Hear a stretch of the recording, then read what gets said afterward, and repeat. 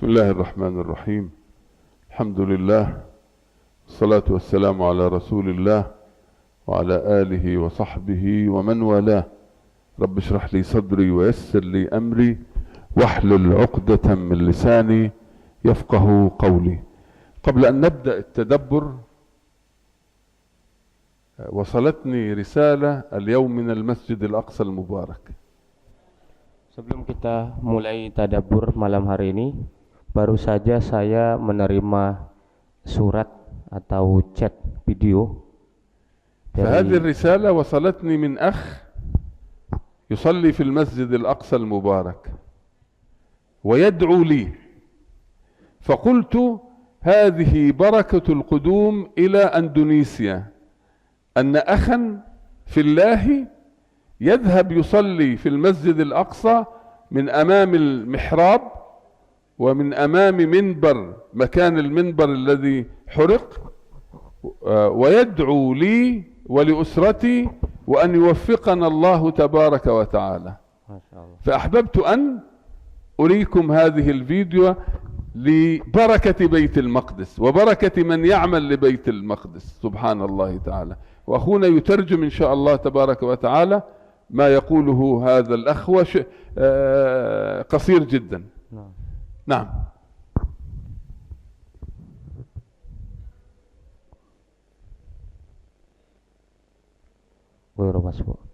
Jadi ini video baru saja beliau terima dari Masjidil Aqsa. Dia lagi sholat di situ dan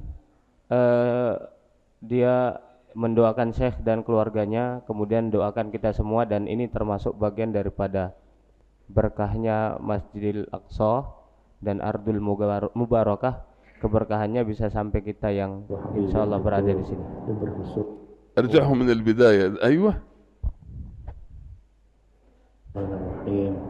من هنا من أمام منبر صلاح الدين الأيوبي ومحرابه ندعو الله لك يا أخي وحبيبي. Stop. أخي Stop. لو Pause. if we will not show it all, just clip so the brother can translate.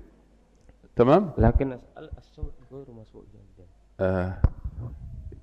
لو أصبح هدوء قد نسمع إن شاء الله. تمام. تفضل.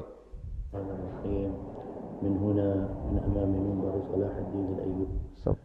Dari sini mimbaril Aqsa من هنا أيوة. من أمام منبر صلاح الدين الأيوبي. Dari sini, dari depan mimbar Salahuddin Al-Ayyubi dan mihrabnya ومحراب المسجد الأقصى. dan mihrab Masjidil Aqsa.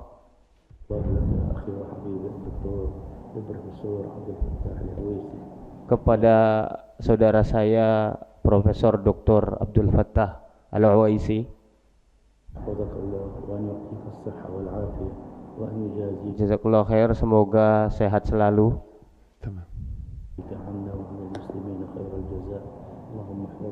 Semoga Allah membalasnya dengan balasan yang terbaik. هذه سورة المسجد الأقصى في صلاة الفجر.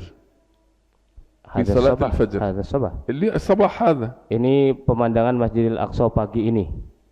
نعم. ارجع قليل. Go back a little bit. Mundurkan dikit. تمام. Putar. Stop. Putar.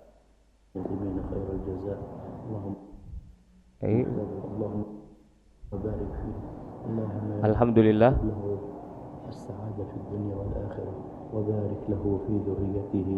Semoga Allah berkahi beliau Syekh Dr. Abdul Fattah Al-Uwaisi dan diberkahi juga kepada anak dan keturunannya. We'll show it without translation. Just show it. Yeah. Bismillah. يعني من البداية. من هنا من أمام منبر صلاح الدين الأيوبي ومحرابه ندعو الله لك يا أخي وحبيبي الدكتور البروفيسور عبد الفتاح العويسي أن يحفظك الله وأن يعطيك الصحة والعافية وأن يجازيك عنا وعن المسلمين خير الجزاء. اللهم احفظه، اللهم بارك فيه، اللهم اكتب له السعادة في الدنيا والآخرة وبارك له في ذريته يا رب العالمين. Amin, amin. Jadi beliau mendoakan Syekh Dr. Abdul Fattah dari depan mimbar Salahuddin Al-Ayyubi dan mihrab Al-Aqsa. Beliau berdoa semoga profesor di dijaga kesehatannya oleh Allah Subhanahu wa taala, diberkahi anak keturunannya, dan semoga usaha yang beliau lakukan untuk ikut andil bersaham membebaskan Baitul Maqdis juga dicatat oleh Allah Subhanahu wa taala dengan ganjaran yang besar. أليس من النعمة أن يرزقك الله أخا في مركز البركة ويدعو لك؟ Masya Allah.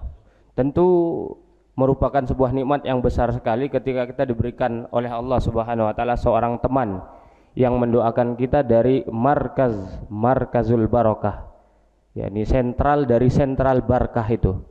وهذا ما تكلمنا عنه البركة اليوم سبحان الله. فيأتيني هذا بعد أن صلينا المغرب والعشاء وذهبت إلى غرفتي فإذا هذه الرسالة موجودة مرسلة للأخ بعد صلاة اليوم سبحان الله.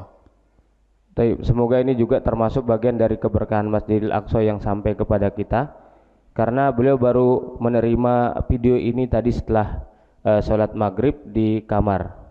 Nah, نعود إلى التدبر إن شاء الله تبارك وتعالى ولا نطيل عليكم. وصلنا إلى اقرأ كتابك كفى بنفسك اليوم عليك حسيبا من اهتدى فإنما يهتدي لنفسه ومن ضل فإنما يضل عليها ولا تزر وازرة وزر أخرى وما كنا معذبين حتى نبعث رسولا. هذا قلناه بالأمس. Kita sudah sampai ayat ke-14. Insyaallah pada malam hari ini mulai dari ayat ke-14 sampai ayat ke-15 hatta nab'atsa rasula. Oh, hada yani ams. الأمس نعم. Oh, ini ayat ini yang kemarin. Nah. من الآية 16 نبدأ. Nah, kita mulai dari ayat yang ke-16. وإذا أردنا أن نهلك قرية أمرنا وفي رواية أمرنا في رواية أمرنا وأمرنا. وإذا أردنا أن نهلك قرية أمرنا مترفيها ففسقوا فيها فحق عليها القول فدمرناها تدميرا. الله سبحانه وتعالى هنا يضع قاعدة لتدمير المدن وتدمير الدول وتدمير الحضارات، وهي إذا أراد الله أن يدمر مدينة أو بلد أو قرية أمرنا مترفيها. المترفين ماذا يفعلوا؟ ففسقوا فيها. إذا رأيت بلدا عم فيها الفسوق فاعلم أن الله يدبر لتدميرها والعياذ بالله. Terjem? Baik. Nah, إذا سمحت. Ayat ke-16 ini Allah Subhanahu wa taala berfirman tentang bagaimana cara Allah Subhanahu wa taala ketika Allah mentakdirkan untuk menghancurkan sebuah tempat. Maka Allah berfirman yang artinya, dan jika kami hendak membinasakan suatu negeri, maka kami perintahkan kepada orang yang hidup mewah di negeri itu agar mentaati Allah, tetapi bila mereka melakukan kedurhakaan di dalam negeri itu, maka sepantasnya berlakulah terhadapnya perkataan hukuman kami. Ya, Allah akan menghukum mereka setelah mereka dijadikan pemimpin karena perbuatan fasik mereka. فحق عليها القول فدمرناها تدميرا. أفضل مناسبة عن هذه لبني إسرائيل. الله سبحانه وتعالى قال في صدر سورة الإسراء وقضينا إلى بني إسرائيل ماذا؟ لتفسدن فساد. وهنا الله سبحانه وتعالى يؤكد لنا كمسلمين أن الله حتى يقضي على بني إسرائيل أفسدوا، مترفيها أفسدوا. نتنياهو انظروا ماذا يفعل في أهلنا في غزة وماذا يفعل في لبنان. ففسقوا، قمة الفسوق، قمة الفساد، قمة الفساد. فحق عليها القول فدمرناها تدميرا. انتظروا واشهدوا دمار هذه الدولة التي تسمى بني إسرائيل. Ketika Allah Subhanahu wa taala telah menghendaki kehancuran Israel, di mana ayat sebelumnya Allah menyebutkan bahwasanya memang orang Israel inilah, orang-orang Bani Israel ini yang membuat kerusakan di bumi untuk kedua kalinya. Maka saat Allah ingin membalas kehancuran yang mereka buat, fasad yang mereka buat di dunia ini, Allah akan menjadikan orang yang paling buruk untuk menjadi pemimpin mereka. Maka terjadilah saat ini Netanyahu yang telah berbuat kerusakan di mana-mana, di Lebanon, di Baitul Maqdis, kemudian di sebagian Urdun. نعم. والآية التي بعدها يعطينا دليل على تدمير قرى وحضارات ومدن سابقة لأنهم فسقوا، فتأتي الآية وكم أهلكنا من القرون. هذا دليل. الله ليس بحاجة إلى دليل أن يقول لنا، ولكن حتى يعلمنا وكم أهلكنا من القرون من بعد نوح. والآية تبدأ إيش؟ بداية صدر سورة الإسراء ربنا يقول سبحانه وتعالى من دونه وكيلا ذرية من حملنا مع نوح. نوح الآن يتكرر مرة أخرى. لماذا؟ لأن الطوفان، يعني يقال أن آدم له الفضل الأول، ثم إبراهيم أبو البشرية، ثم نوح أبو البشرية الثاني أو الثالث، لأن الله بالطوفان أغرق الأرض كلها فأصبحنا نحن البقية من ذرية نوح، لأن الكل إيه؟ ذهب. وكم أهلكنا من القرون من بعد نوح وكفى بربك بذنوب عباده خبيرا بصيرا. تأكيد على الآية اللي قبلها أن الأمم التي تفسق وتفسد يحق عليها الدمار كما حدث مع قرى كثيرة من بعد نوح عليه السلام. Kemudian dalam ayat setelahnya, ayat 17 itu Allah Subhanahu wa taala memberitahukan contoh kepada kita semua bahwasanya ketika Allah ingin menghancurkan sebuah kaum, caranya adalah diberikan pemimpin yang paling buruk, ya.